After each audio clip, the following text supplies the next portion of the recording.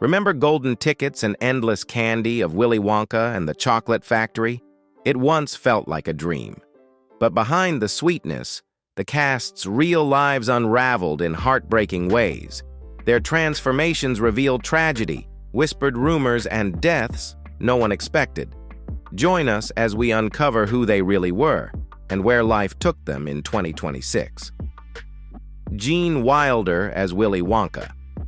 Willy Wonka, the eccentric, unsettling mastermind of the factory in Willy Wonka and the Chocolate Factory, was portrayed by Gene Wilder. At 38 years old, he embodied a chocolatier who appeared playful yet quietly judgmental, observing children as if they were moral experiments.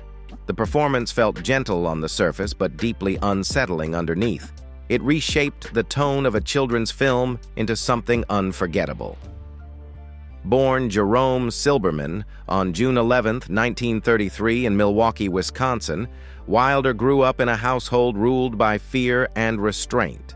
His mother, Jean Silberman, suffered from severe heart disease, and doctors warned the young boy that upsetting her could trigger a fatal attack.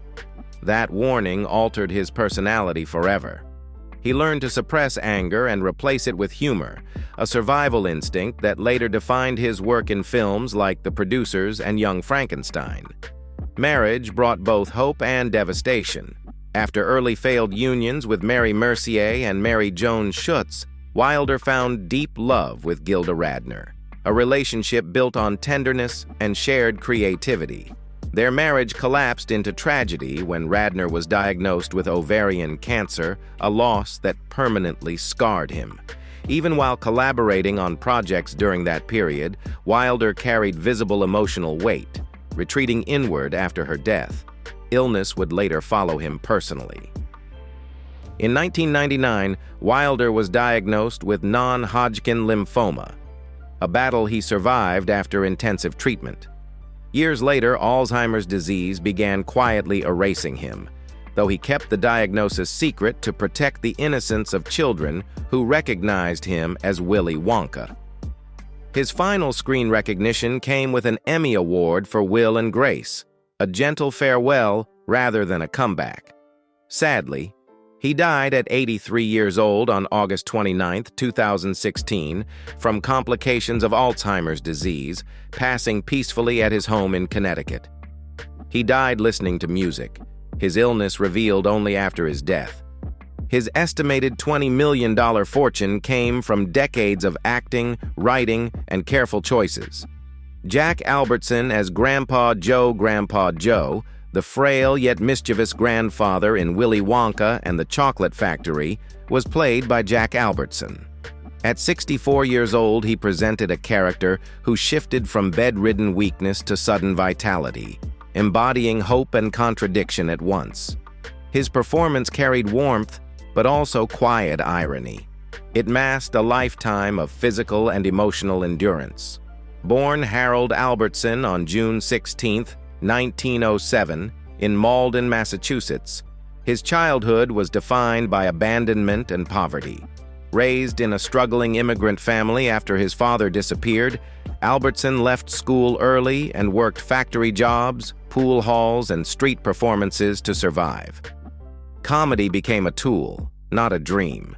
Years later, the discipline forged in hardship surfaced in acclaimed performances such as The Subject Was Roses and The Sunshine Boys. Stability arrived through marriage rather than fame. Albertson married June Wallace Thompson in 1952, and their relationship endured without scandal or public drama. While his career flourished on television with Chico and The Man, his private life remained grounded and contained. That quiet consistency contrasted sharply with the instability of his early years. Illness followed him near the end. Diagnosed with colon cancer, Albertson continued working despite declining health, choosing to remain active rather than retreat. Even as his body weakened, he delivered performances in projects like The Poseidon Adventure, carrying visible fatigue behind practiced professionalism. Work became defiance. Sadly, he died at 74 years old on November 25, 1981, from colon cancer at his home in the Hollywood Hills. He was cremated, and his ashes were scattered in the Pacific Ocean, leaving no monument behind. His estimated $5 million net worth reflected a career built slowly, painfully, and honestly. The man who played Grandpa Joe rose only once on screen, but spent a lifetime standing back up in real life. Peter Ostrum as Charlie Bucket. Charlie Bucket, the quiet, kind-hearted boy at the center of Willy Wonka and the Chocolate Factory, was played by Peter Ostrum. At just 13 years old, he embodied a child whose decency stood in contrast to the chaos around him. His performance felt natural, almost untrained, as if the camera had simply followed a real boy into a fantasy. That sincerity became the soul of the film.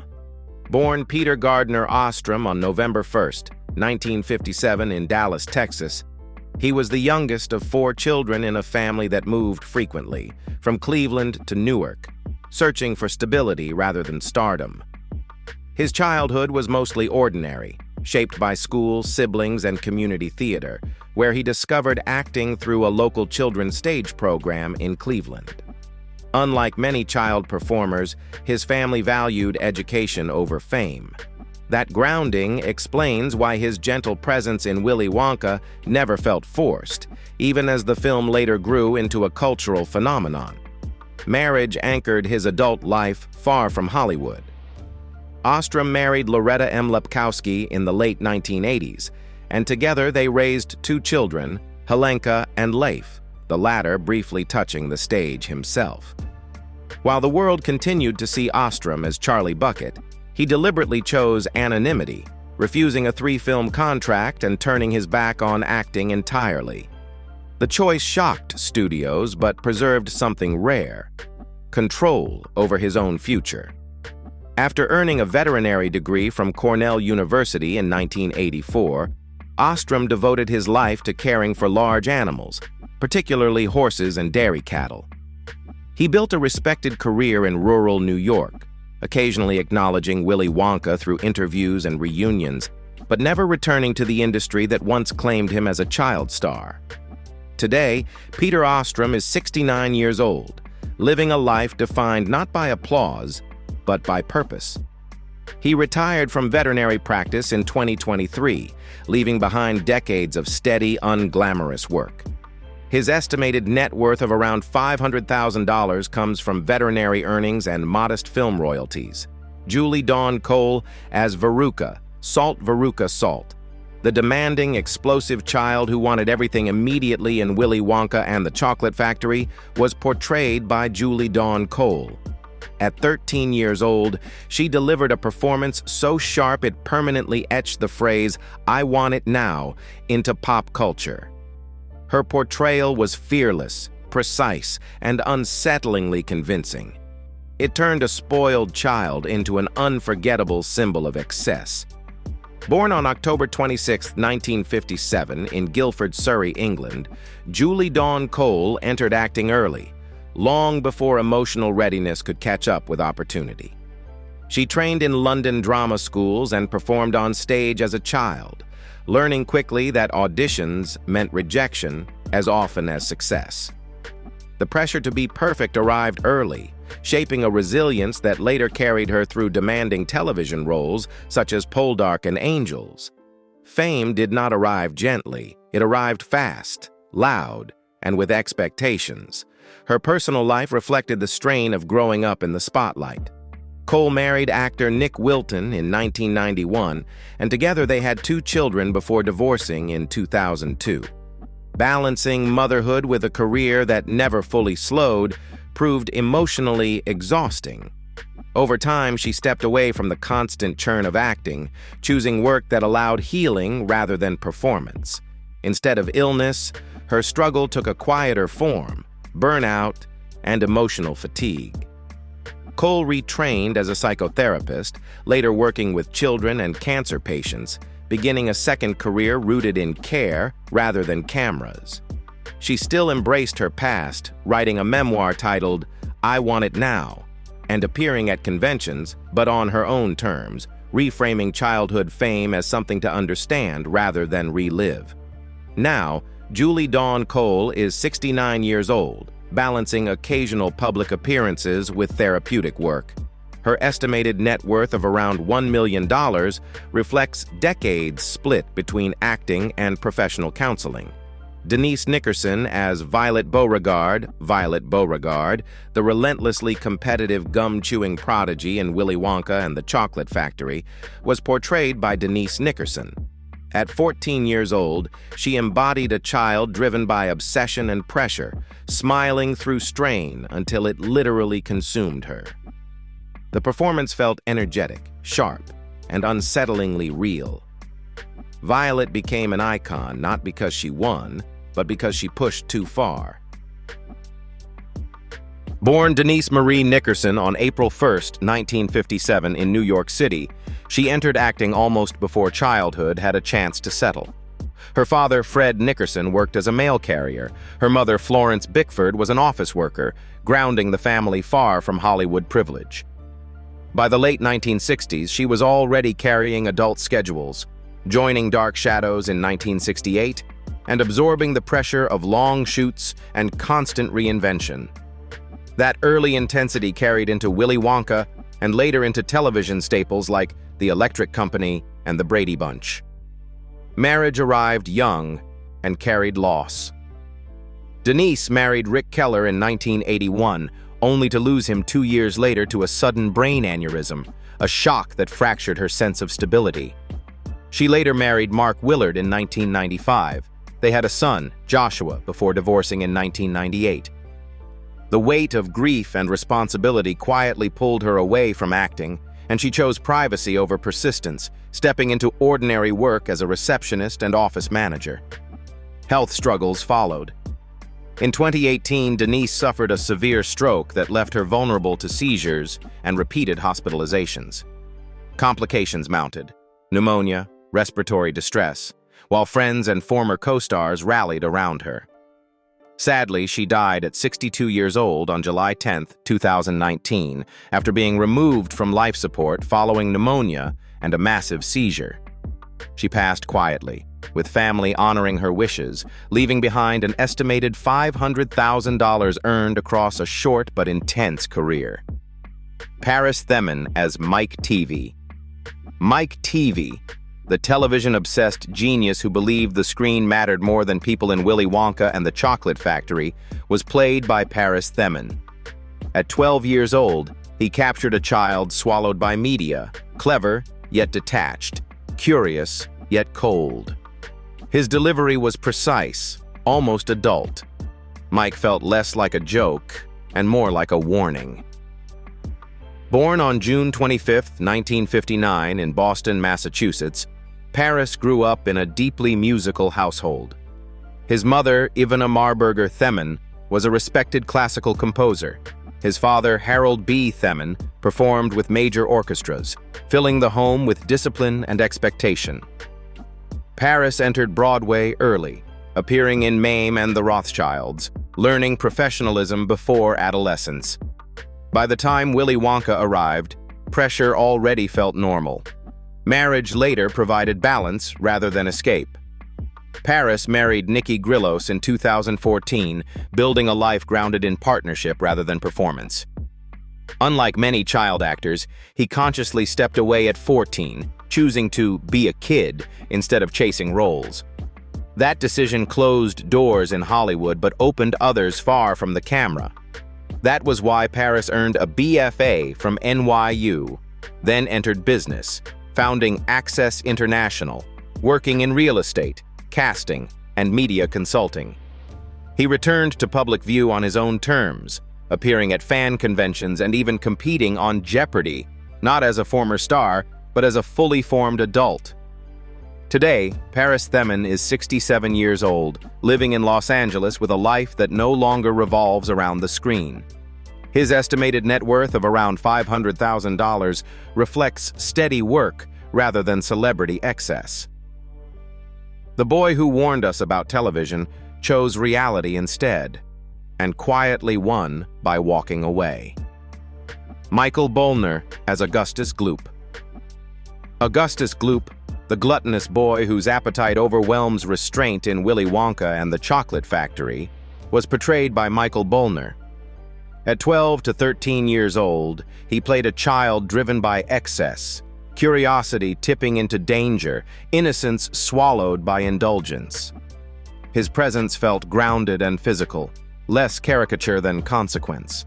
The character lingered as a warning rather than a joke. Born on September 14, 1958, in Munich, Germany, Michael Bollner grew up in a household that valued stability over spectacle.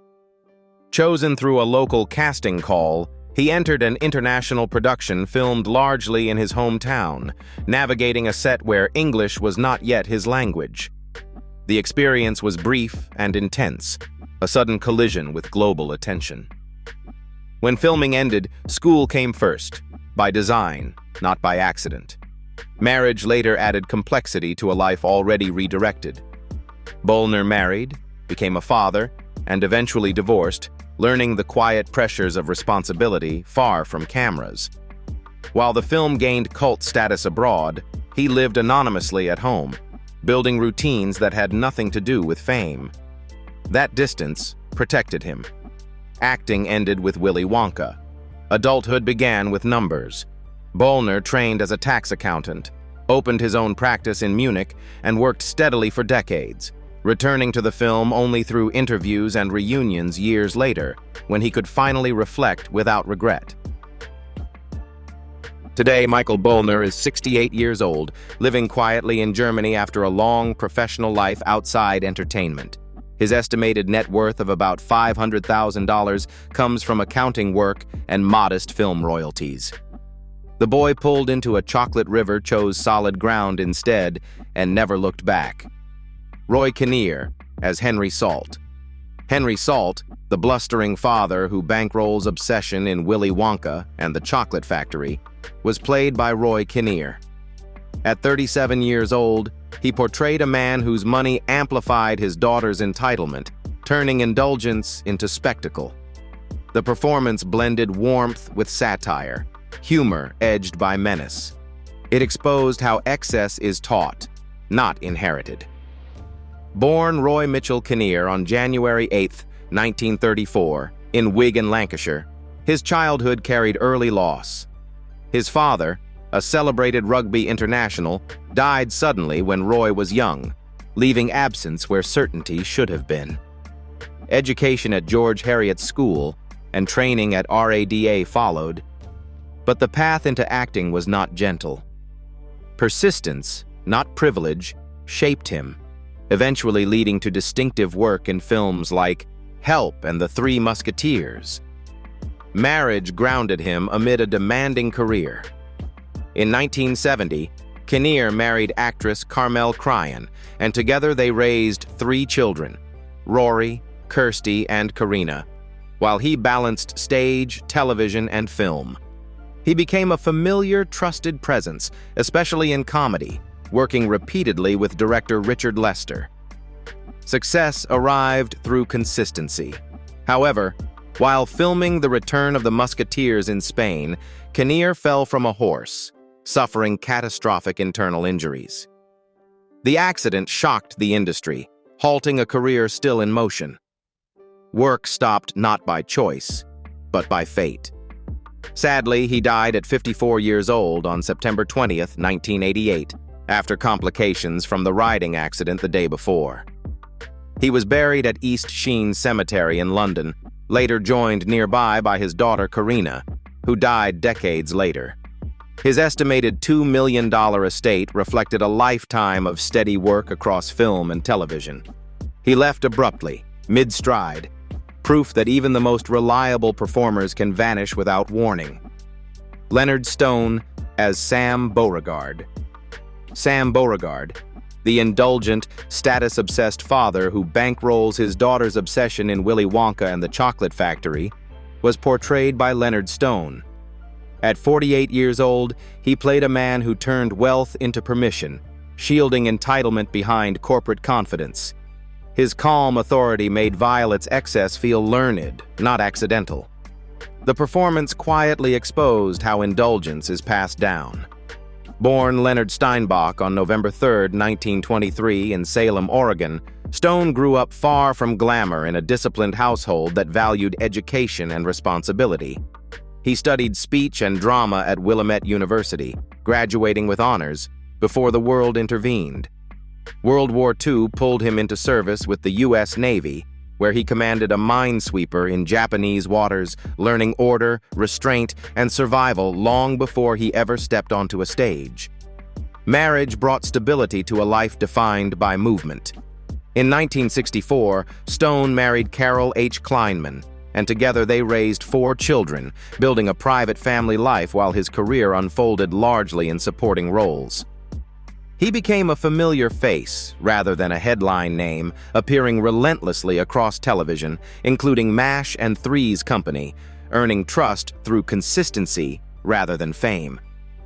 His work ethic mirrored his personal life, steady, contained, and rarely indulgent. Illness came late and quietly.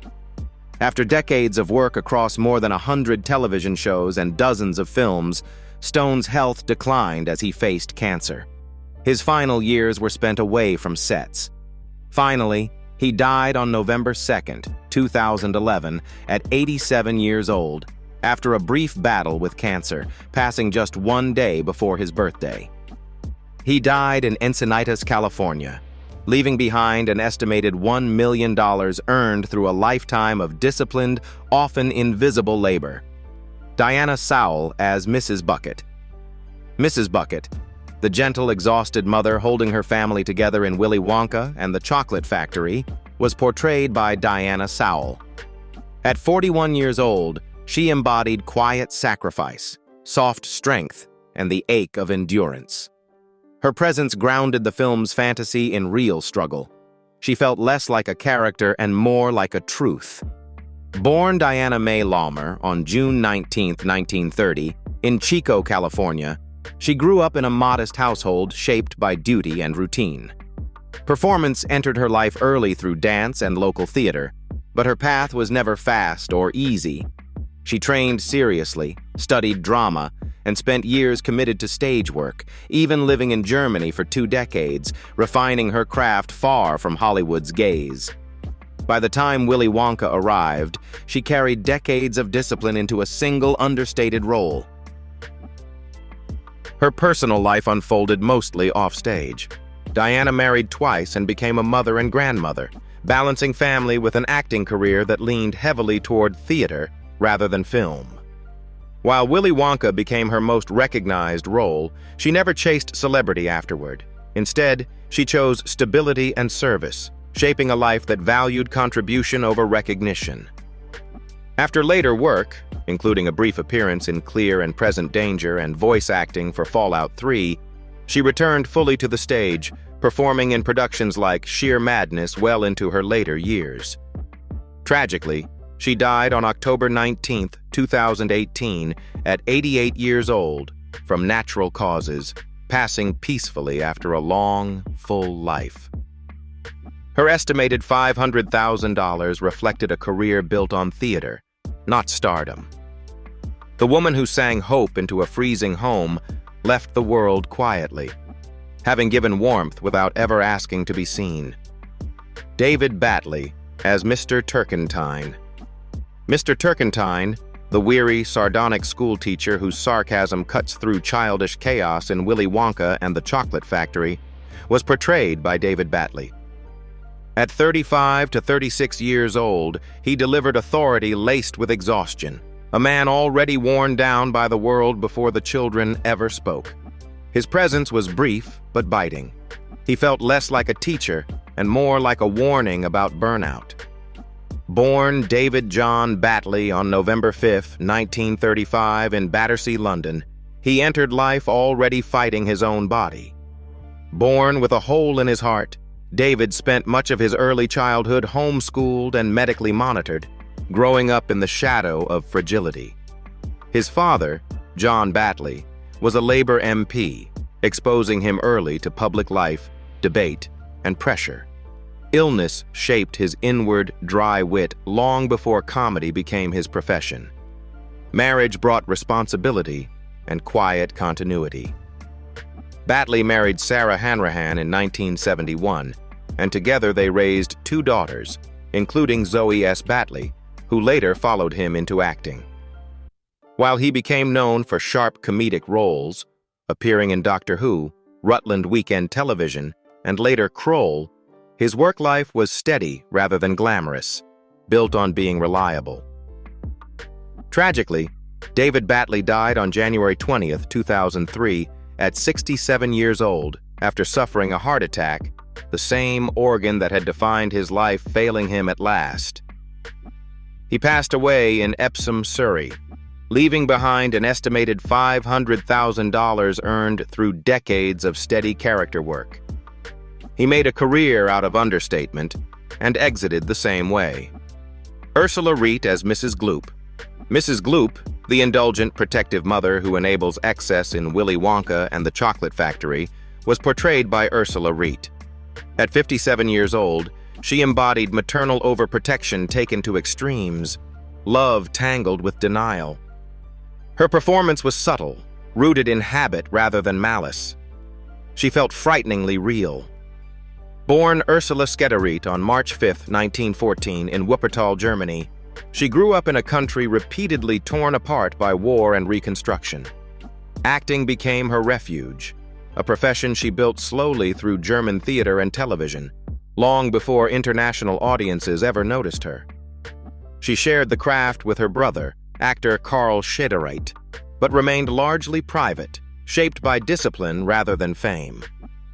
Throughout the 1960s to the 1990s, she appeared steadily on German television in productions like Der Teufelsschüler, building a career defined by consistency rather than recognition.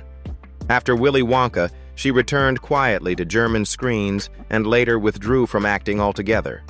Retirement brought anonymity, a sharp contrast to the international cult status the film would later achieve. Sadly, Ursula Reit died on November 9, 1998, at 84 years old, from natural causes, somewhere in Germany, with few public details marking her passing. Her estimated $300,000 reflected a lifetime of modest, steady work. The woman who played Indulgence left the world without spectacle, proof that some lives, like some performances, are never meant to be loud. Time changes everything, even the faces behind the golden tickets. From childhood wonder to quiet disappearances, triumphs, and heartbreaks, the cast of Willy Wonka and the Chocolate Factory, 1971, has traveled paths no one could have predicted. Which transformation shocked you the most? And which story stayed with you after the screen went dark? If you want more deep dives into forgotten cast members, hidden endings, and what really happened after the credits rolled, subscribe, like the video, and turn on notifications so you don't miss the next story.